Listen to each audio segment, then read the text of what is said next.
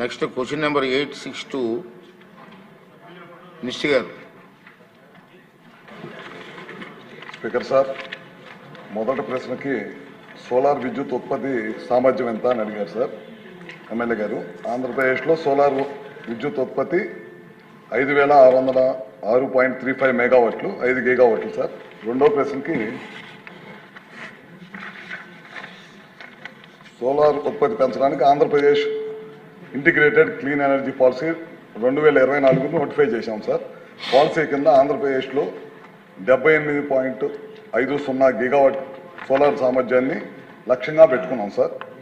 మూడో ప్రశ్నకు సమాధానం, ఆంధ్రప్రదేశ్ మోడల్ పాఠశాలలు కేజీబీవీలు మరియు బాలిక వసతి గృహాలు అంతటా 2138 kilowatt per power SSA roof top solar వ్యవస్థలను విజయవంతంగా ఏర్పాటు చేస్తున్నాం సార్.